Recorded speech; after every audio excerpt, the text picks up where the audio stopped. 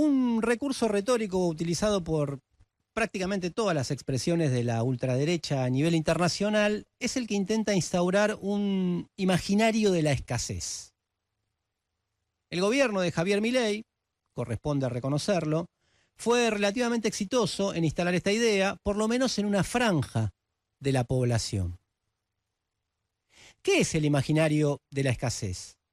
Bueno, la idea simple de que no hay plata o que los recursos existentes no alcanzan para todos. Una cosa la dice permanentemente Milei, otra cosa la dijo en algún momento Diana Mondino. Y que obviamente son escasos todos los recursos, que hay que achicarse, ajustarse para adaptarse a esta realidad que tiene prácticamente la fuerza de una ley natural.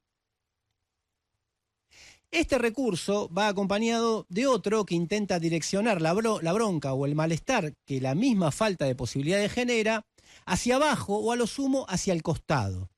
Impulsar una disputa entre los penúltimos contra los últimos o contra sus pares, justamente para hacerse acreedor legítimo de alguno de esos recursos, los recursos escasos, y responsabilizar a los otros por el despilfarro, entre comillas, que nos condujo hasta aquí.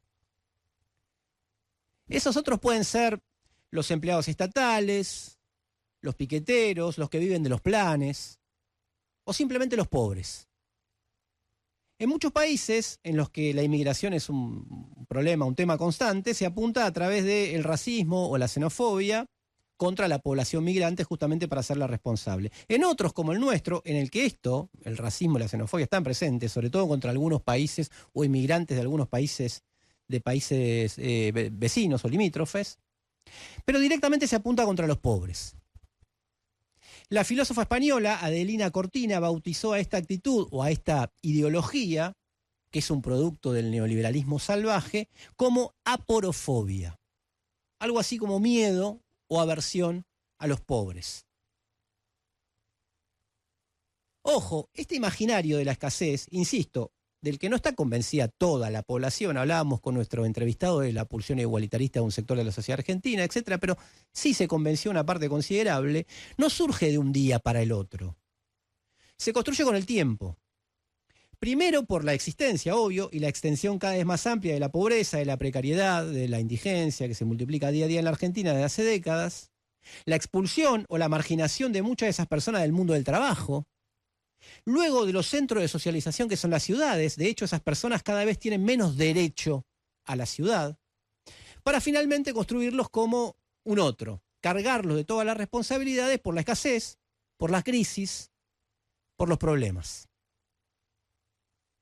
Pero además hay una construcción ideológico-política de ese imaginario del cual Milei y el discurso libertariano son una expresión extrema, brutal, directa, sin filtro, pero que ya estaba presente en otros discursos previos.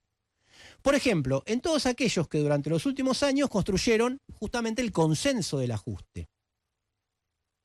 Aunque algunos decían que había que hacerlo de forma gradual, otros más acelerados y otros como Milei directamente con el método de shock, el subtexto que había en todos esos relatos decía: están viviendo por arriba de sus posibilidades, que fue como lo sintetizó Macri. Macri lo dijo de manera directa, pero todo el que dice en realidad había que ajustarse piensa en el fondo esto que dijo Macri. Que era necesario ajustarse, que en nuestra realidad había algo precisamente que no era real y que había que terminar con esa mentira o con esa ficción. Todo esto presupone un proceso de naturalización, podríamos decir doble: la naturalización de la pobreza y, más importante aún, la naturalización de la riqueza. La operación ideológica tiene que basarse en considerar natural el enriquecimiento descomunal de una minoría que, justamente, vaya casualidad, nunca vive por encima de sus posibilidades. Siempre hay una relación armónica entre toda la guita que tienen y las posibilidades. Nunca se la cuestiona. Esta semana se publicó el ranking 2024 de multimillonarios según la revista Forbes, y 6 argentinos aparecen entre las personas más ricas del país. Marcos Galperín, Paolo Roca, Eduardo Ernequian, Alejandro Bulgeroni, Gregorio Pérez Companc y Eduardo Constantini. Casi todos ellos tuvieron expresiones favorables, obviamente, a la orientación económica y política de la administración de Milei, y no es para menos, porque todas sus medidas lo favorecen de punta a punta. Podríamos decir que el DNU estaba hecho prácticamente a la medida de todas estas personas. Galperín acumula una fortuna de 6.300 millones de dólares. No es lo que la empresa factura, el capital que tiene, la suya, la que él tiene guardada.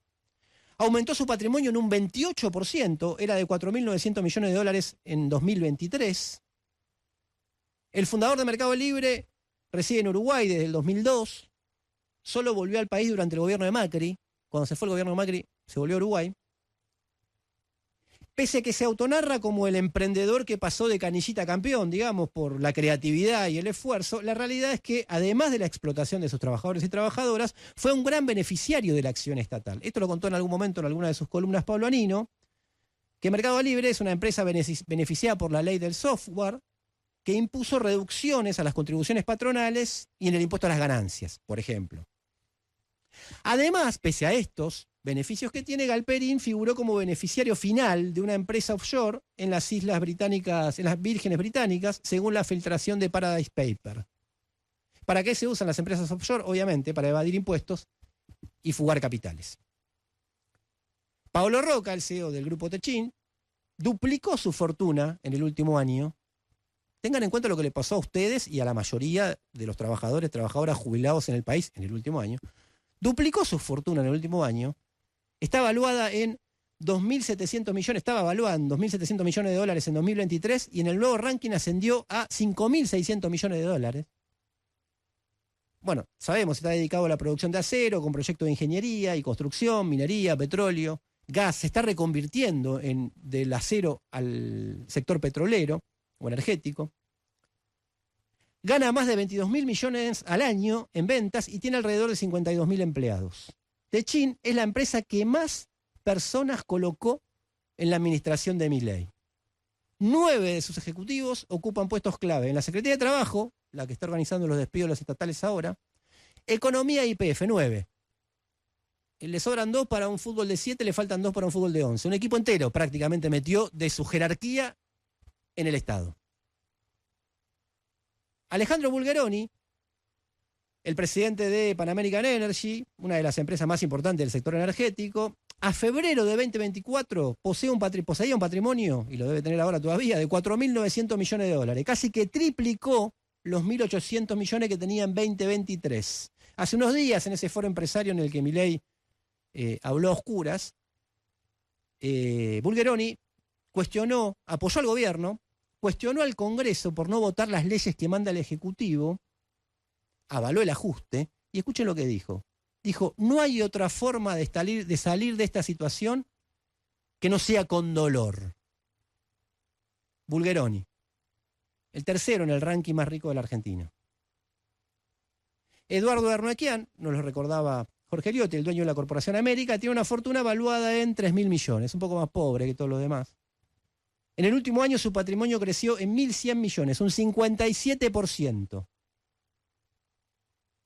Por año, sus 53 aeropuertos alrededor del mundo dan ganancias por más de 1.400 millones de dólares. Son cifras ya que cansan de darlas.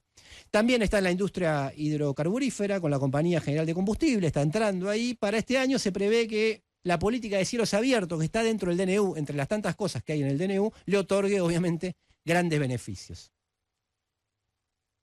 Si uno analiza cualquiera de estas biografías, que es extensiva a muchos otros más de la burguesía argentina, no va a encontrar ninguna historia de esfuerzo, sacrificio o mérito. Lo que sí va a encontrar es un enriquecimiento fenomenal, producto de 2 operaciones para nada naturales, puramente sociales. La explotación lisa y llana de sus trabajadores y trabajadoras y los 1.001 lazos que lo unen al Estado para usarlo para su propio beneficio, llegando incluso a los que algunos investigadores, la captura del Estado. Esto con el caso de Roca ahora se ve claramente. Hasta incluso la colaboración con la dictadura, como por ejemplo pasaba con la familia Roca, con el armado de centros clandestinos en las propias empresas, entrega de legajos a los militares de los obreros problemáticos para que luego sean secuestrados y desaparecidos, todo en el combo que entra dentro de la familia Roca. En definitiva, hay que desmontar el mito de la escasez, mostrar la realidad de la abundancia, claramente construida, para dejar al desnudo que detrás del relato de la casta aparece el gobierno de la clase.